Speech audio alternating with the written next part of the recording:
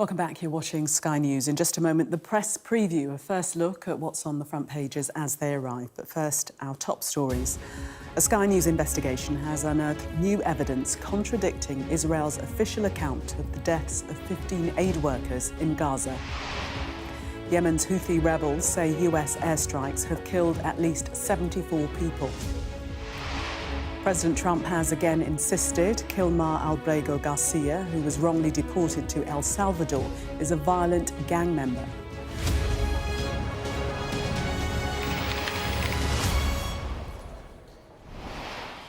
You are watching the press preview, a first look at what's on the front pages as they arrive. In the next half hour, we'll see what's making the headlines with the deputy editor of Conservative Home, Henry Hill, and the Guardian columnist, Zoe Williams. So let's see what's on some of those front pages for you now. Well, as Channel crossings continue to soar, the Times reports that a UN body is backing return hubs for migrants. The Express claims an exclusive with a story that migrants are sleeping rough outside Westminster Cathedral this Easter as the small boats crisis intensifies. In an interview with The Telegraph, the Chancellor, Rachel Reeves, says it would be foolish to cut ties with China. The Financial Times says the government's defence review is to recommend that the UK expands its military footprint in the Arctic region as melting ice opens the area up to more countries.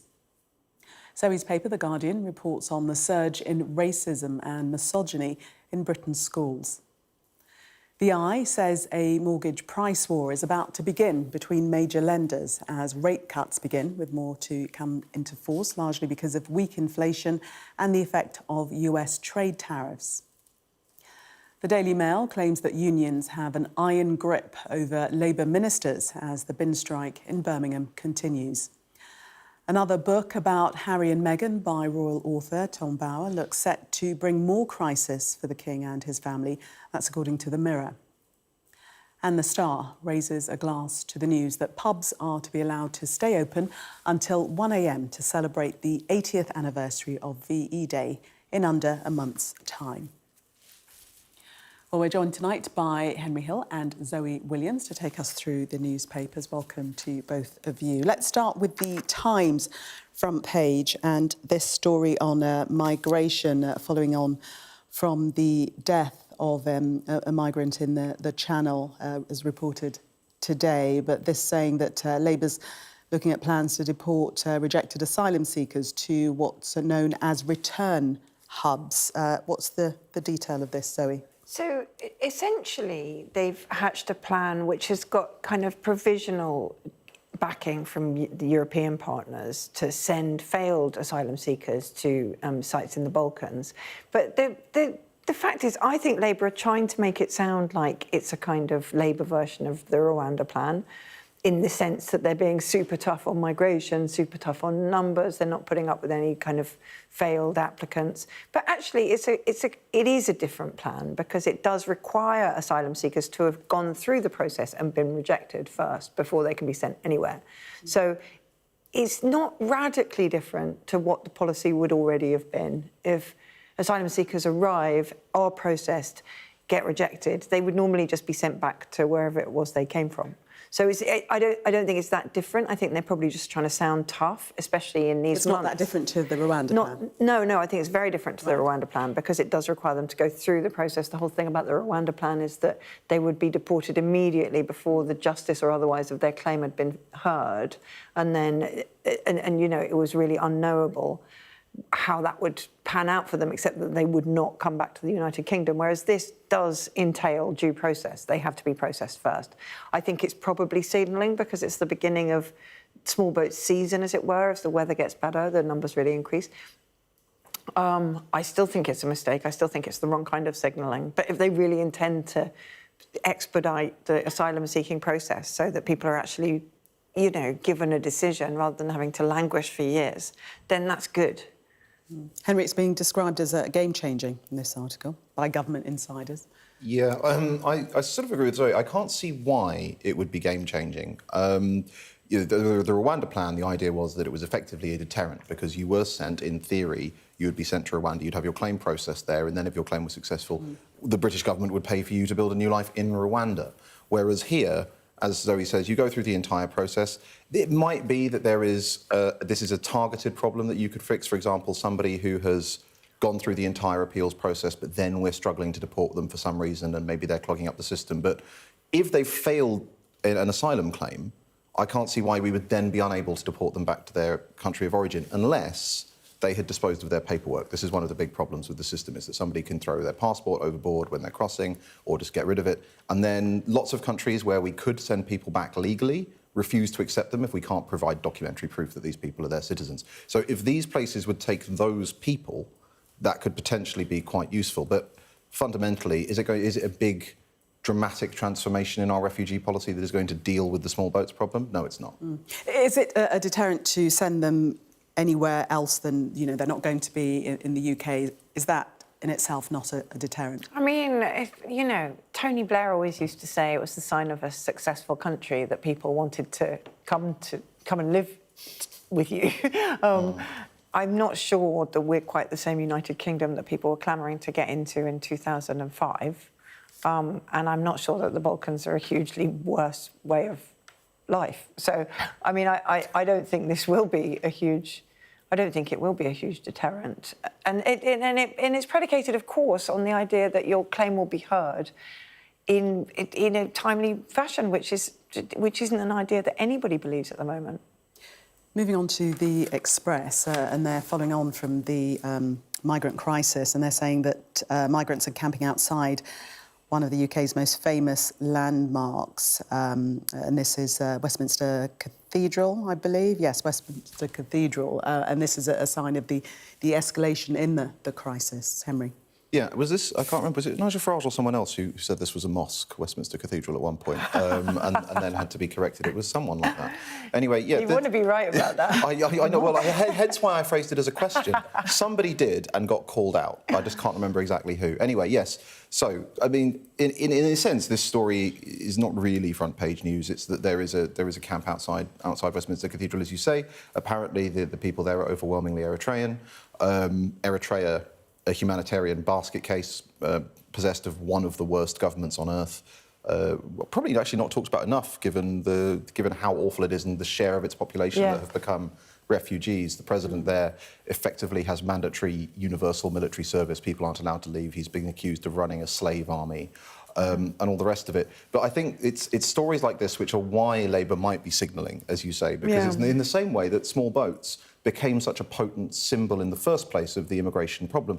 Legal immigration is vastly, order of magnitudes higher, and yet what the Channel crossings represented was a tangible, visible loss of control. And in the same way, things like this, outside landmarks, it's only about 50 people in the grand scheme of things, but it is a visible sense that the government hasn't got a grip on the problem. Also, and the government, the Express is pointing to the fact that this is indicative of the small boats crisis.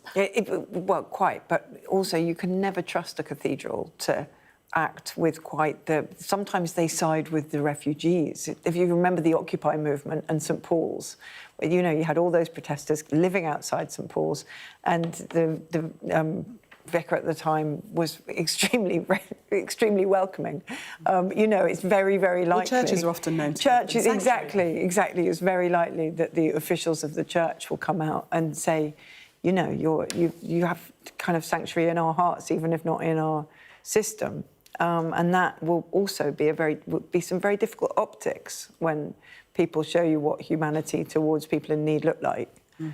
Let's move on to the Telegraph, Henry, and this is an interview that the Chancellor Rachel Reeves has given to the newspaper, in which she is essentially saying that this is not the time to distance the UK from China, a view not shared with very many people. I spoke to the former head of MI6, Sir Richard Dearlove, this week, and he was saying that we absolutely must be very cautious about the influence that China has on our infrastructure. I mean, God knows what the Chinese must think of this at this point. By the way, it seems that British policy towards China effectively changes every 5 years. We go from being very pro to being very against the golden age under George Osborne. Essentially, the dilemma is this. China is not a normal Western capitalist democracy. Large companies in China do all have CCP cells in the relationship with the government that we don't expect. And there is a real danger we've found of China buying up strategic industries and of particularly intellectual property theft, which is where effectively they will buy up a company, a Western company manufacturing something sensitive, and all of that IP just ends up in China. On the other hand, is it a huge market at a time when Britain has anemic economic growth? And so governments are torn in different directions. Pulling China out of critical infrastructure, the way that the government removed Huawei, for example, from critical systems a few years ago, is very popular with the security services, probably for good reason. But it is very, very expensive. And similarly, banning China from things like nuclear power plant production and other major investments, things that China actually does quite well in China, that's fine, but it does involve doing all of those things more expensively. And so I think what Reeves is saying, the government has said it's going to be going hell for leather for growth. It desperately needs some to generate the tax revenue it needs. We're simply flicking the light to green again for the next few years, and we will be open to Chinese business. But we'll see. Do you think she's wise to make that sort of statement? I think that you can have an openness to China in terms of things like mass manufacture of consumer electronics. I don't think anyone apart from Donald Trump really wants to try and get that back into this country. But if it means things like rowing back on the National Security and Investment Act, which the previous government passed, that would be, I think, very unwise. If the government is going to be talking, especially when the government is having to force a Chinese company to keep a steel plant going, I think that the government should be very careful that this new posture does not extend to defence-sensitive infrastructure. And Zoe, does this put the Chancellor on a collision course with the US President Donald Trump? Because she's going to Washington next week. Well, quite. I mean, it does put her on a collision course with the Americans because they are extremely, you're either with us or against us, pick a lane, and never more so than now. But, you know, to be honest, very often in the past without Donald Trump, that's been the case. What I find so extraordinary about Starmer and Reeves is that they think they can... I don't know whether they're like a dog hiding under a duvet that thinks it's invisible. They think they can say one thing to Trump and one thing about Trump. They think they can say one thing about Zelensky and how much they admire him, and yet go on about the special relationship with the US. They think but they haven't said anything negative about Trump. They've been very, very careful. Quite, but you know, it's a bully administration, and they're not going to. If they're trying to pick a very visible, if they're trying to create a trade war with China, they are not going to take kindly to the Chancellor saying, oh, well, we still think we'll be fine with China. You know, it is a provocative act. It just doesn't feel like Rachel Reeves realises that. I'm in favour of provoking America. I just think that you should do so mindfully. Are you in favour of closer relationships with China, though? I mean, I'm going to sound very isolationist. I'm in favour of provoking everybody. Regardless. Dramatic new foreign policy stance, yeah. No, I mean, I think kind of broadly, Rachel Reeves, you are right, there are security concerns, but Rachel Reeves is also right. It's such a huge trading bloc. You have to, at some point, deal with the concerns as they come up rather than make a hard and fast rule about you know, not admitting them into your kind of, you know, allowed circle. OK, I'm going to leave it there for the moment. Zoe and Henry, thank you very much. We're going to take a break. Coming up, who's really calling the shots in the Birmingham bin strike? The Mail has a theory, which we'll discuss when we come back. Oh.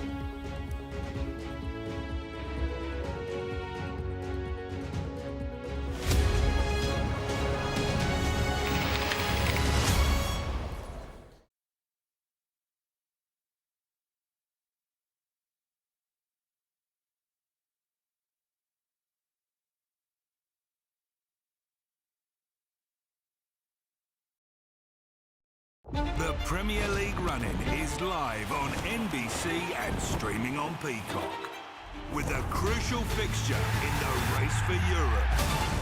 Saturday, the unrelenting drama heats up as both Aston Villa and Newcastle chase Champions League qualification. An opportunity neither want to squander. This is the Premier League Run-In, live on NBC and Peacock.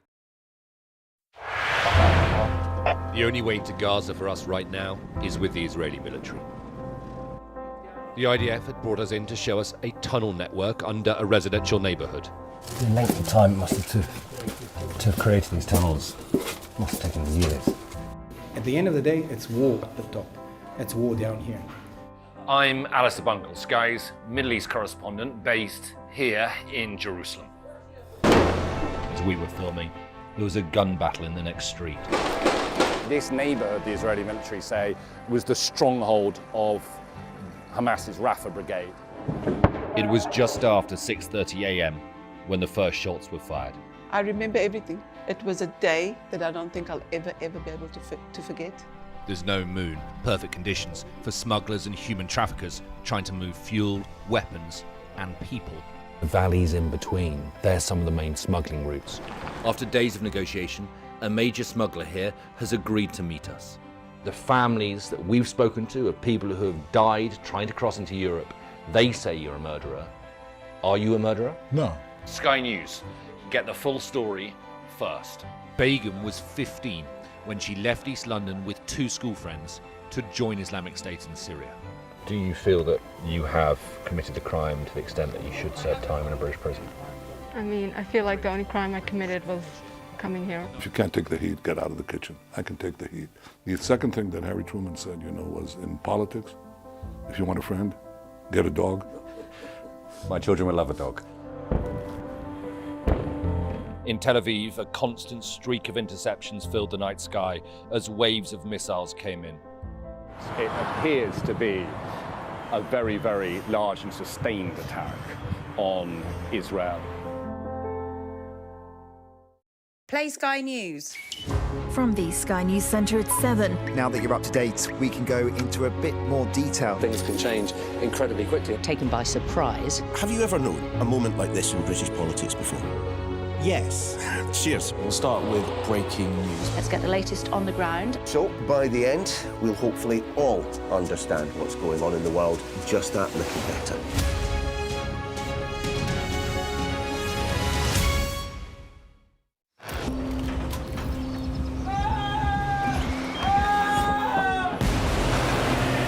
The most significant day of this conflict. They keep telling us that they want aid. And this is what's left of it.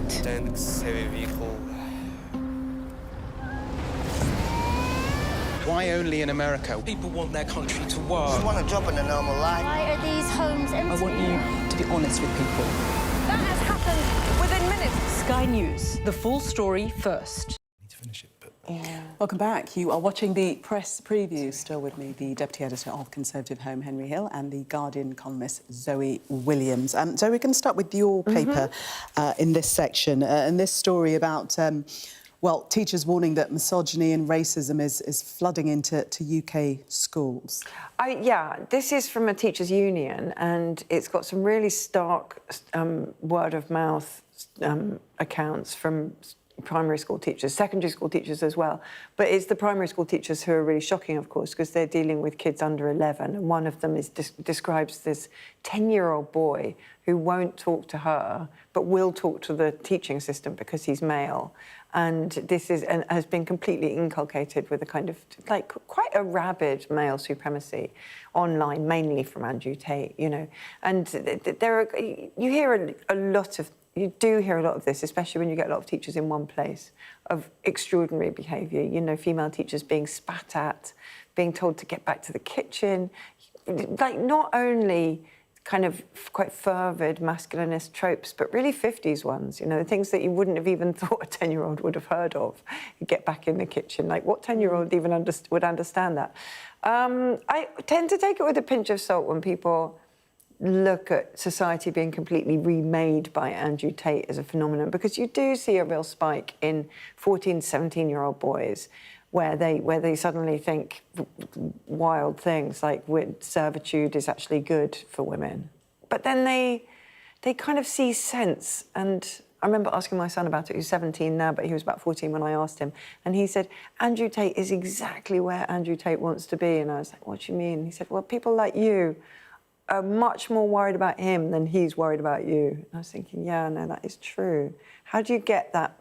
How do you get to the place where you're paying heed to a kind of menace without just being completely spun by it?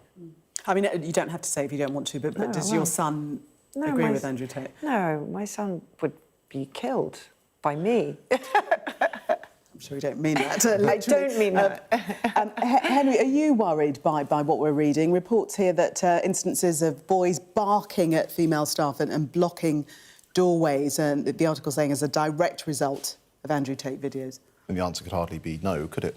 It's obviously horrifying. I think the weird thing is that there's been stuff for a while about the challenges faced by boys in schools, you know, lower educational attainment and so on. But to see it curdling into this is something very, very specific, and it's very difficult to know what you do about it. Getting phones out of schools, fine, but really, you can't police a child's life from school, right? It is up to ultimately their parents to mediate their access to the internet at home. If they have access to a smartphone, then you've basically surrendered the ability to mediate their access to the internet at all.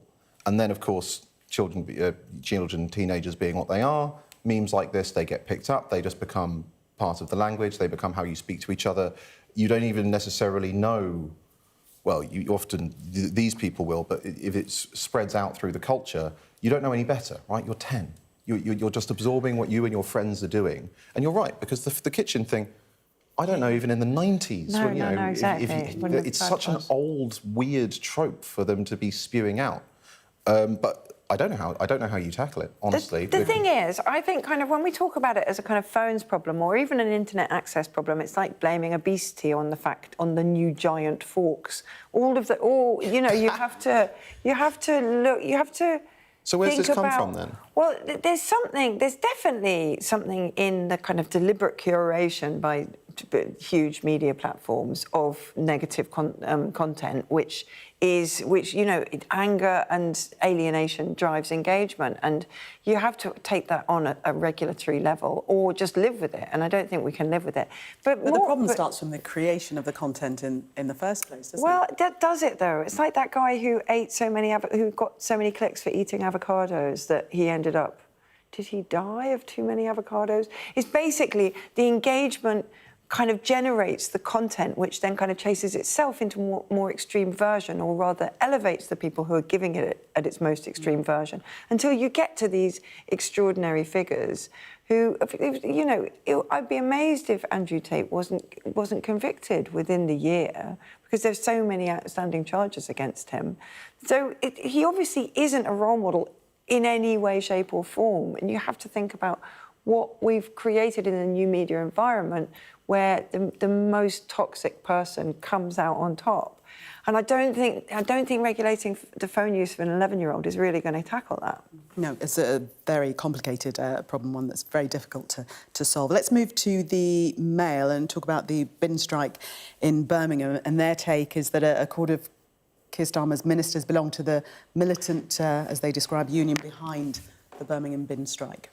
Yeah, basically, apparently 28 ministers are members of Unite. That means they'll be contributing towards strike pay, which is what the trades union pays members of staff, not members of staff because they don't work for it, workers who are on strike. Now, in a very limited sense, I suppose this is true. That's what the problem is. Unite striking. If Unite weren't able to pay the refuse workers strike pay, they might fold quicker. But it is sort of the Conservatives avoiding the problem. Because really, what was the origin of this whole strike in Birmingham? It was the equal pay settlement that bankrupted Birmingham City Council. And that has created an irreconcilable problem because the bin workers had higher wages because they were better organised, they had a stronger union, they worked antisocial hours. And now they can't be paid more without bankrupting the council, and they won't accept less. We must leave it there, I'm afraid. We've run out of time. Join us again in the 11 o'clock hour. Thank you both for the moment. Coming up next on Sky News at 11, a Sky News investigation unearthed new evidence regarding the deaths of 15 aid workers in Gaza.